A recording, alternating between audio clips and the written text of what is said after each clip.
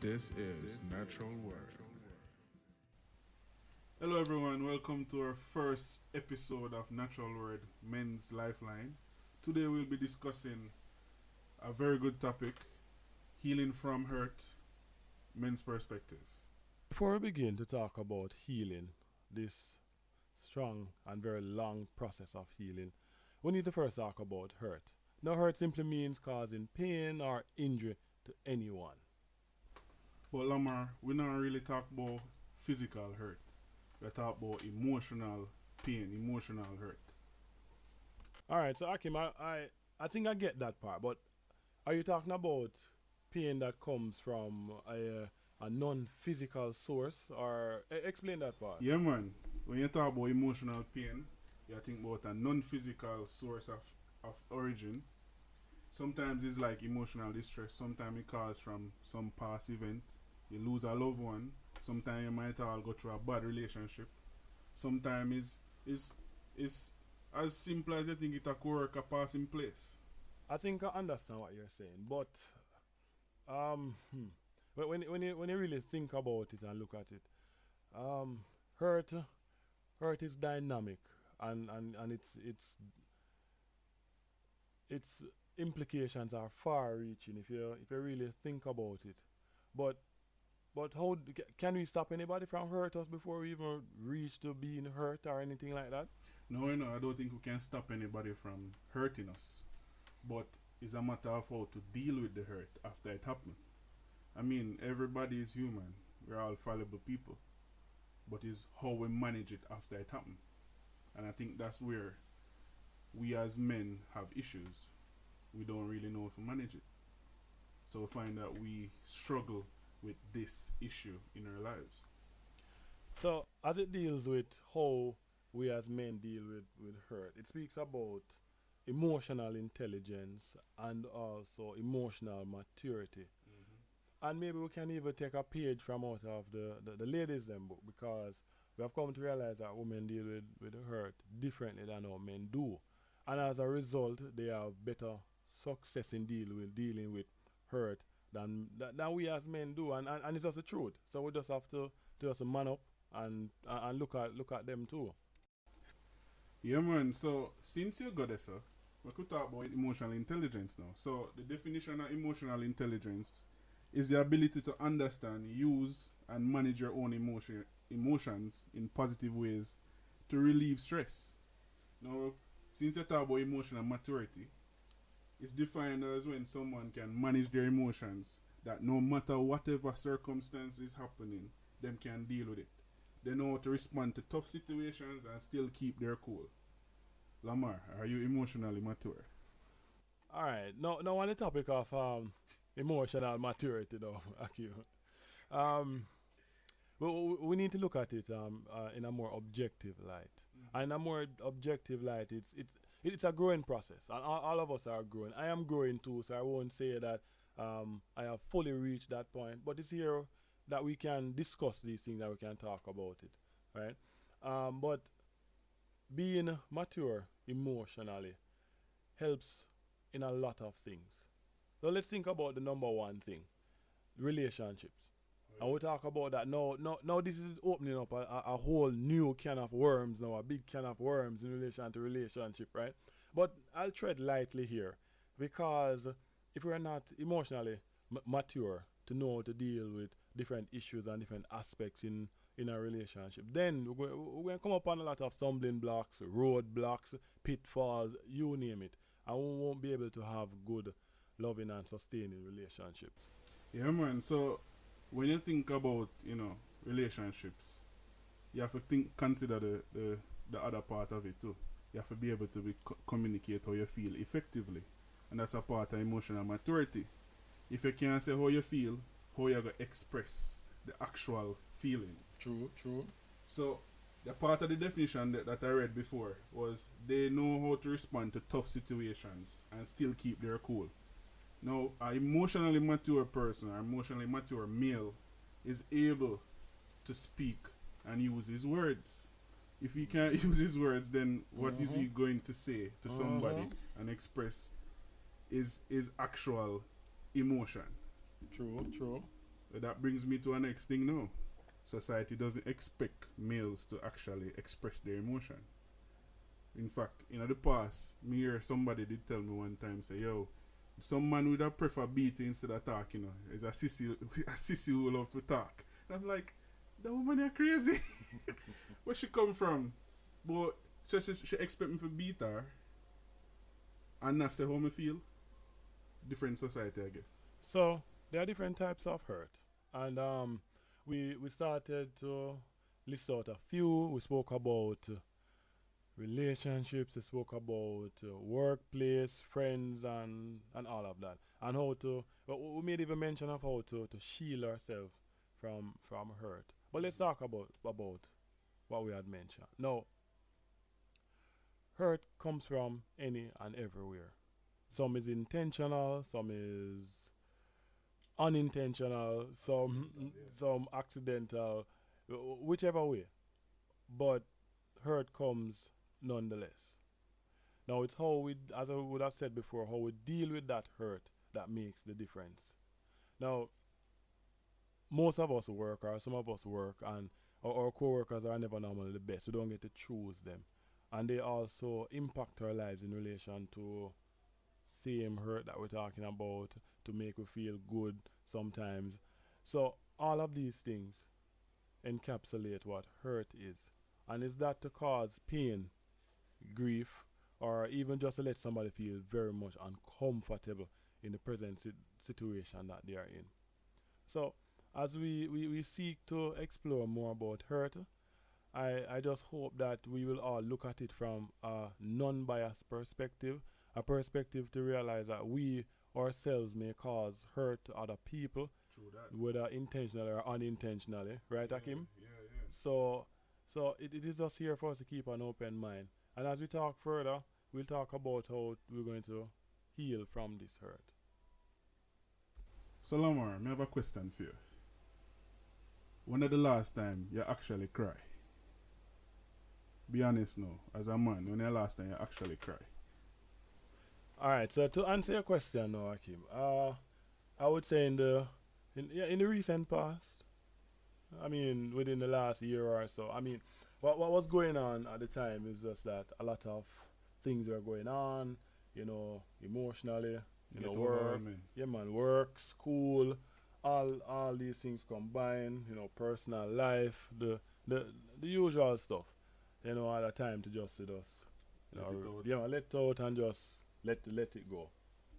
So you see, the reason I'm asking is just to explain or to show to people, say we men have some form of release when things get stressful and overwhelming. I mean, the last time me tried to tear up, I fight it, but it was like a couple weeks ago. I'm not afraid for talking, a couple weeks ago, and it was the hardest thing to do because it feel like there was no way out. And this now have nothing to do with relationships. This now have nothing to do with any other issue. It's just that life got overwhelming. And the best way I could have deal with it was to let tears flow. No, but what are other ways you deal with your stress? Like how you manage, like what you do? You go out, you play a game, play some ball. I mean, we can't play ball now, it's COVID time, but But what you do? I mean, what angle or what I call it, alternative methods we have as males to actually deal with the stress that we face? Yep. We don't really have. I mean, society already bank you up. We can't even go therapy because guess what? Everybody have a. Once you start go therapy, you have a stigma say you're mad. Right. I mean, you can't talk to your parents because the past, that's a next drama now because them come from a different old school, a different society where you're seen and not heard. Yeah, man. So children don't have psychological problems, and who that as if you think about it, females are expected to cry, expected to talk how them feel, but a little boy drop, get up, you're a man, for ball. How you deal with that? Like, how do we as males come to the realization that we need help sometimes, and a little tears can go far away? Or probably, our partners can help with that, because guess what?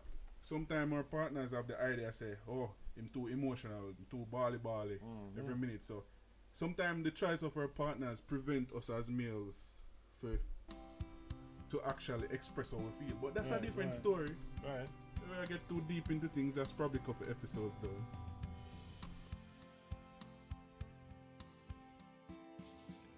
This is Natural World.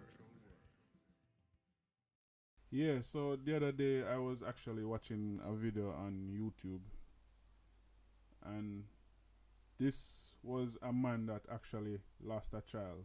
It wasn't an abortion, it was just that the child died 6 days later after he was born.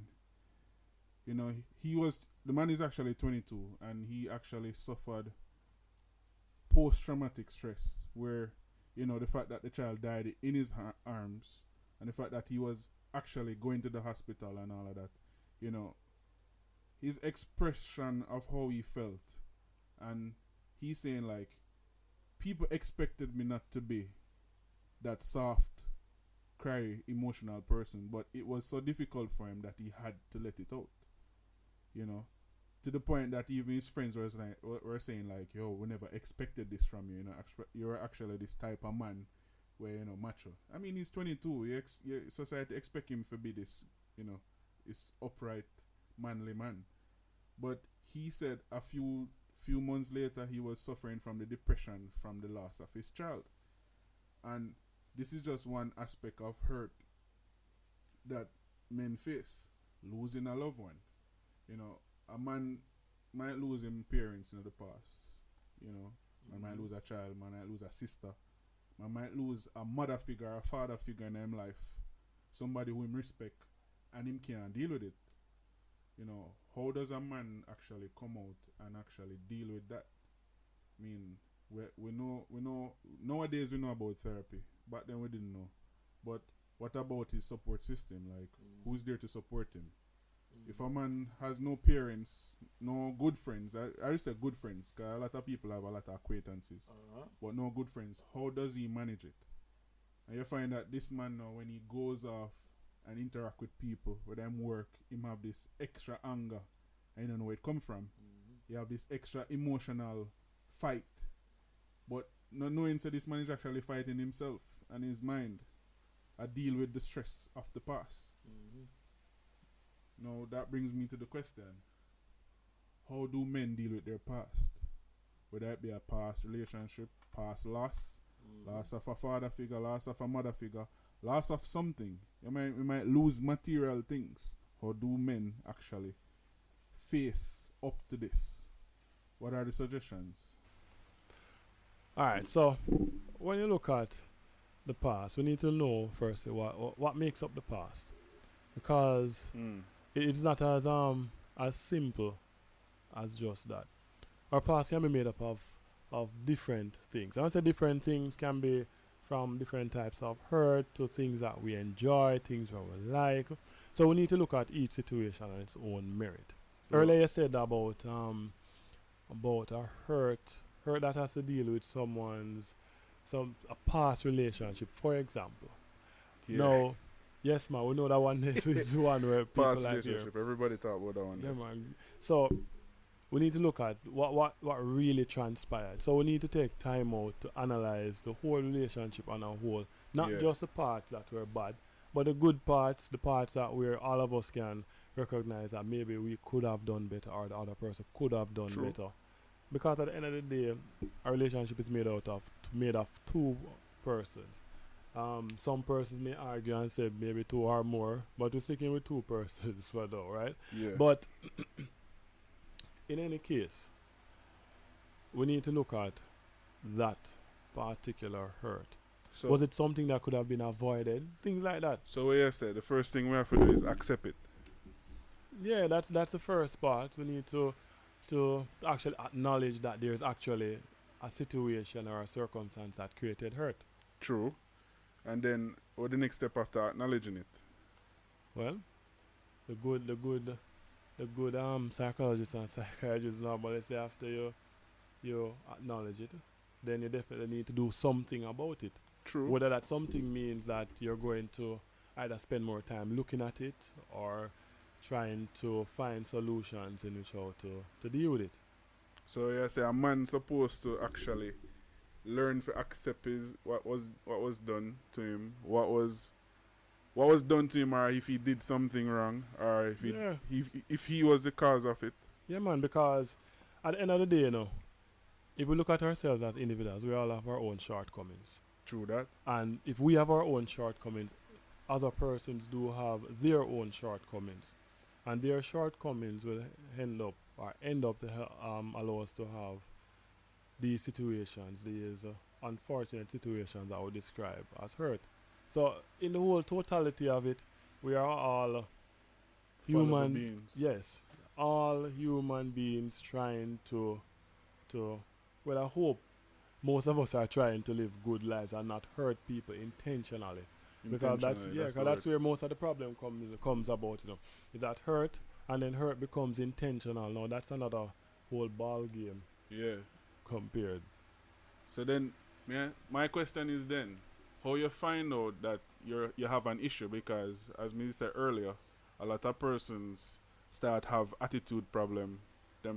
Whosoever they interact with whosoever they have, like them have a anger issue. So how you actually find out, say, say I have a problem, how do I deal with it? Just from what you said a while ago, shows that there is something that may not be so right. Means say you probably have a problem. Mm-hmm. Because every pent up situation or backed up situation that we may think about or look at comes from somewhere. Yeah.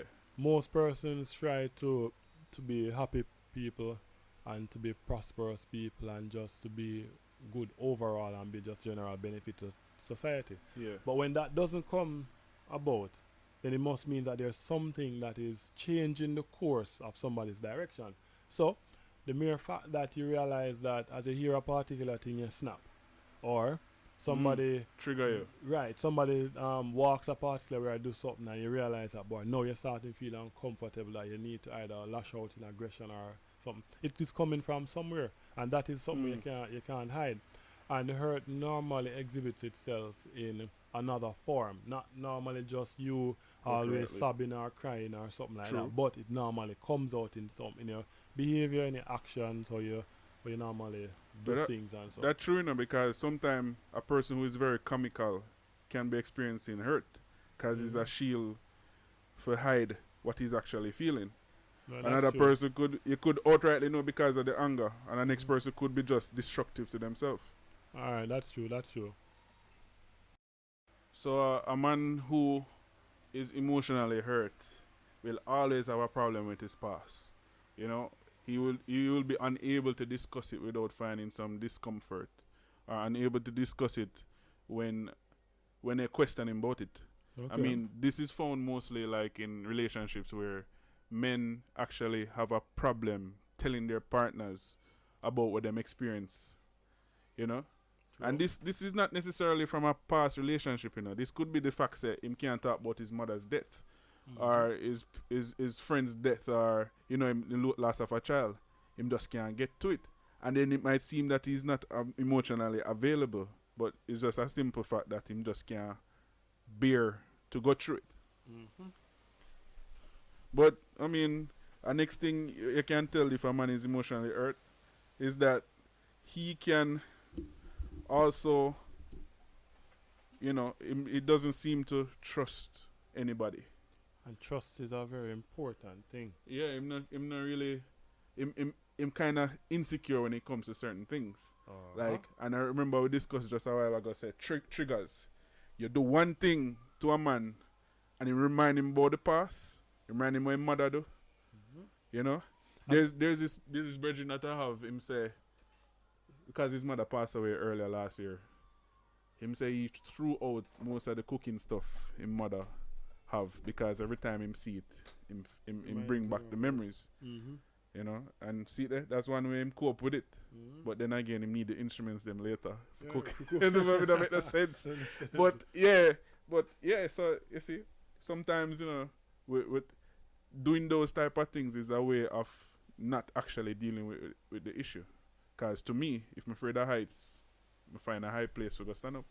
Right, like I have this friend who he from his past relationships he has been carrying the scars Mm-hmm.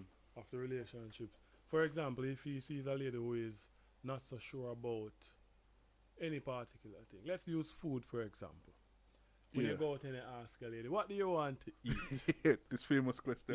What do you don't want? know. They don't know. And you say, all right, let's go to Burger King. No, I don't want Burger King, but they don't know what they want.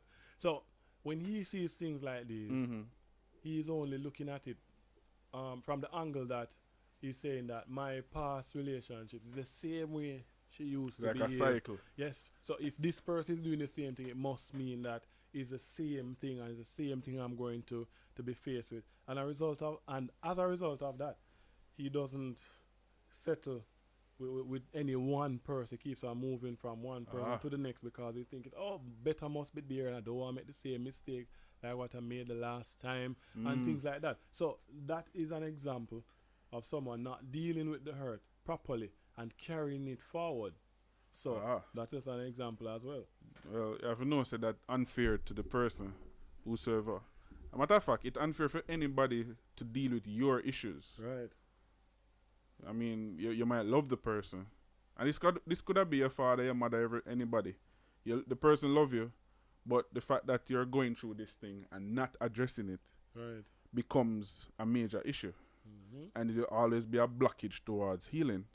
That is true. Yeah, and another way you can know too, is that this guy will always crave attention. Sometimes you find a narcissist in a guy. It's simply because, him just hide this interior feeling. This internal, not interior. This is not a house. Yeah. Yeah. Him hide this feeling that him no want to address. And it seems like him a crave the attention. But it's simply just for keep anybody from getting close to him, really. I mean, I don't know how narcissism work with that, but yeah. But I mean, at the end of the day, it doesn't matter what type of hurt or what type of situation that was unfavorable. What is important though is that we know that we must be able to, with time, get over it or get past it. Leave that part in the past where everything else that transpired, leave the hurt in the past too and move forward. Sometimes it goes as simple as, you have a friend and that friend won't go back and tell everybody your business. Sit down and talk to your friend.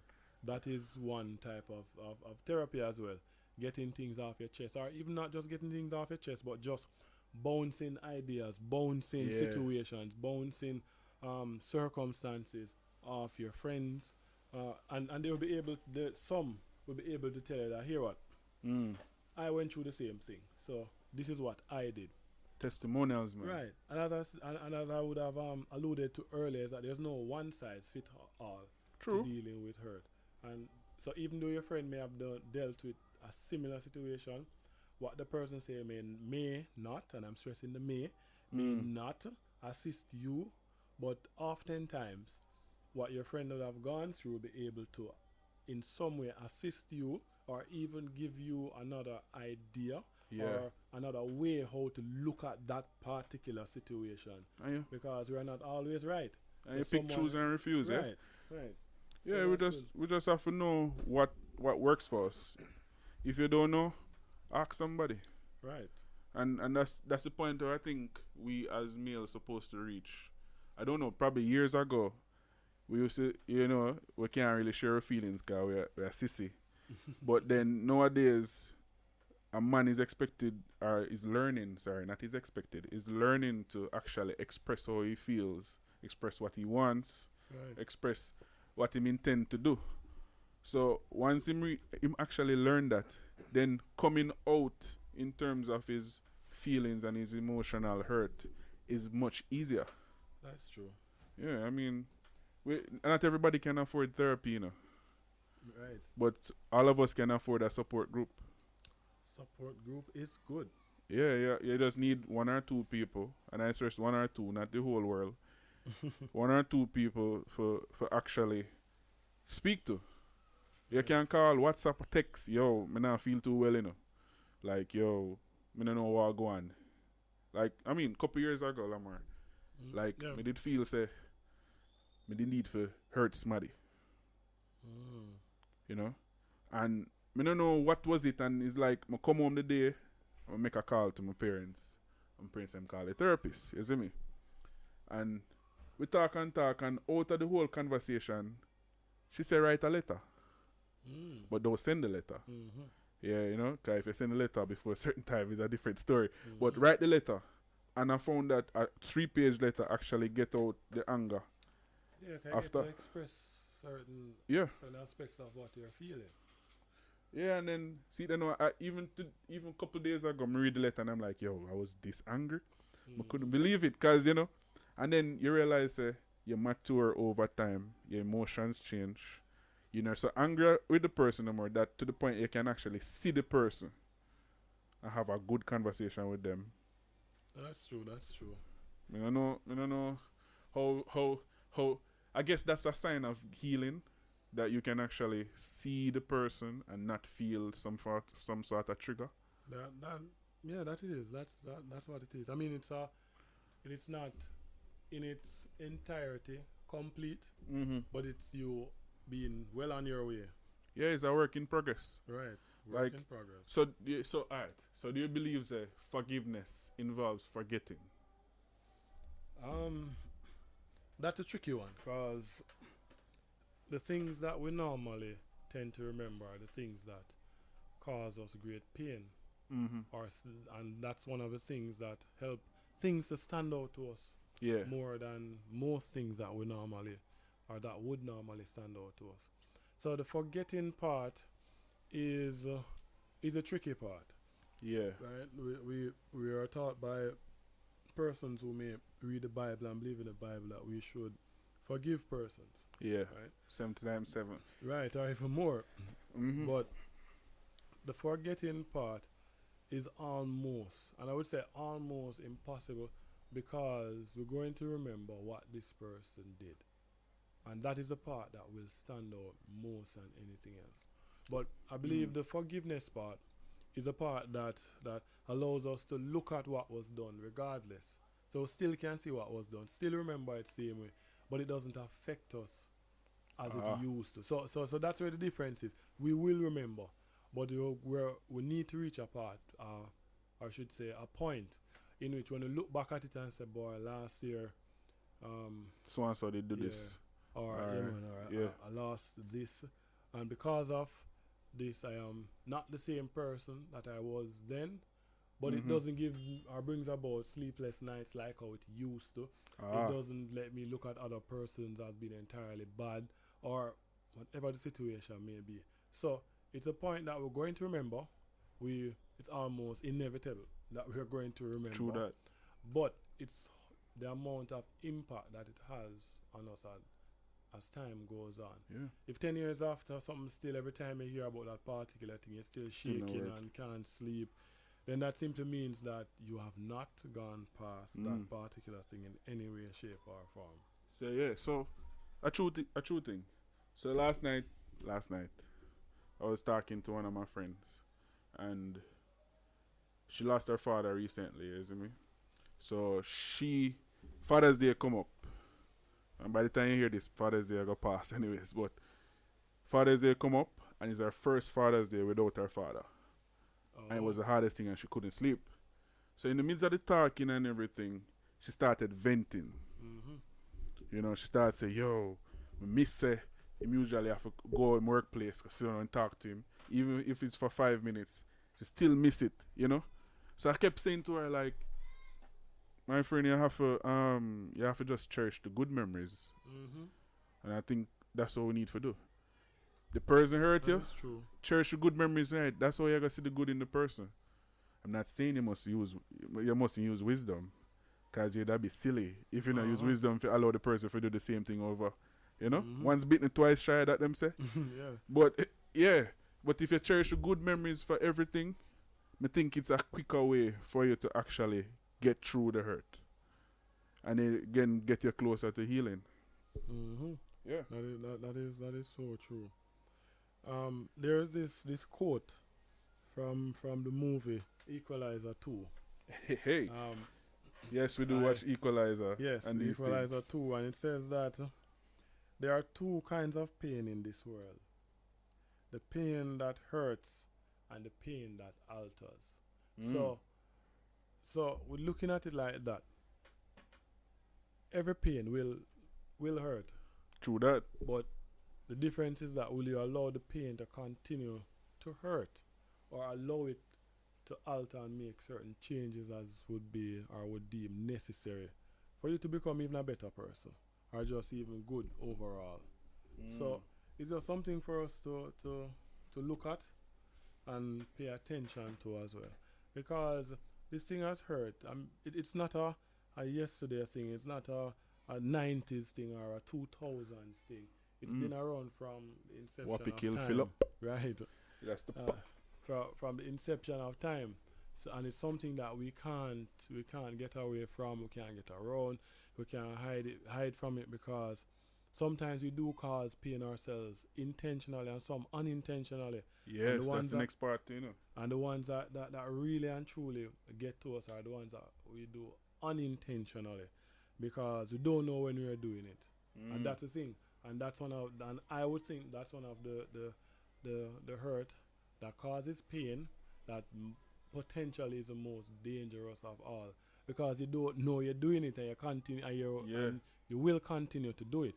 So that one is somewhat something that we need to look at, the unintentional one. And I think I had a conversation with a friend recently, and I come to realize that there are persons who have very strong will, strong focus, and if it's a situation where they are doing something to hurt someone, and the person said to them, this thing that you're doing, it's hurting me, I don't feel comfortable with it, right? And that person is going to say, here what? Well, this is who I am, and I'm not going to do Take it anything or about leave it, right? And right, you see it, and that's the type of hurt that now it started out to be unintentional, but it becomes intentional when it is brought to the fore. So you highlight this behavior, this is what you're doing, and then the person going to say to yourself, well, hear what? No, man, you have to deal with this, This is just how I am. Then it becomes intentional, because they would have now known that what they are doing is causing you hurt, pain, sometimes anguish and grief. So it's something for us to look at. Yeah, I mean, you can't just go beat them up. Sometimes that would be nice. Yeah, that would be nice. But trust me, I mean, the best thing, you see, the first step, to prevent these things, I have to tell them, say, oh, yeah, do this, I don't like this. But if the person keep on to do it, what you have to do? Leave them alone. Leave them alone. Cut them off. There's nothing wrong with that, Nothing wrong with that, The person hurt you, cut them off. You wish them well and send them on their way. Yeah. Yeah. And that's and I don't think anything is wrong with that. Yeah, so but for me though, looking back at pain is something that takes time. So the hurt and the pain will take time to subside, if I may be allowed to use that word. It will go about with time. Some will leave quicker. Some pain that happened to us yesterday we don't remember today. Some subconscious, remember, right? Some 5 years ago, and up to 15 years later, still dealing with it. The thing that is common, the common thread that's between all of them is time. Time. Yeah. So it's not, as I said earlier, not a one size fit all. Yeah. Where you can use one thing and just fix every situation. We need to take each situation on its own merit. So we'll see what the situation is. We know about it. Yeah. If you look at the situation, losing a loved one, say a mother or a father or a brother or a sister or a child, right? You now know that this is not like, I bumped my toe yesterday. Yeah. And by a couple hours after, you don't even remember that you bumped your toe because the pain has Until gone. you lick it again. Right, until you lick it again, right? But you know that losing a loved one, that is something you'll have to carry through for the rest of your life. So And as I said, it does with time, it Mhm. subsides, but it doesn't leave. You will remember. So it doesn't leave. So my main point right now is just to highlight the fact that time will deal with it, and it's not healing from hurt is not something that we can rush. True. Some persons will need their extra time Mm. to come back to their center. That's the term I use, come back to their center. Yeah, be careful that Right. term there, because you know some of us Christians are, oh, we don't do yoga, we don't you do this. You have to be Mhm. careful. You have to And- come back to yourself. Right. So, because hurt has, and as I said earlier, there are two types of hurt in this world. Two types of pain in this Mhm. world. My bad. The one that hurts and the one that alters. Yep. So, it will alter you, but you need to, at the end of the day, still come back to who you are in essence. True. So, yeah. And the greatest statement ever here is time heal all wounds. Wounds. Time is true. heals all wounds. That is true. But you know, we can't leave the podcast and not remember the greatest example of all who go through the greatest hurt. Or would you call it the greatest hurt or the worst hurt? Let's say I would say the greatest hurt. Yeah, so Christ went through the greatest worst hurt in the whole wide world. Matter of fact, the whole universe. But yet Mhm. him still love we. Yep. And him still died on the cross for us. Yep. Yeah. I mean, how does he heal? Mhm. Because his greatest healing is actually what you call it? To give us salvation, I guess. Yeah, That's what you call it. Mm-hmm. And you see, the funny thing is, he volunteered for the hurt. So we not experience it. Right. So ultimately, at the end of the day, which is ultimately, you cannot go to healing unless you carry it to God. And that is true also. And then that are the what you call it, the crux of it all. Mm-hmm. For you to get this complete healing as a man, even as a woman, Right. you have to leave all of these things to God. Mm-hmm. Yeah. We want to thank you for listening to us here today. Now, I want to take the time out right now just to big up our producers here today. They would have spent the time and the energy just to make this possible here today. At the end of the day, what we want to do here today is just to share with you and hope that we all will become better persons. Yes.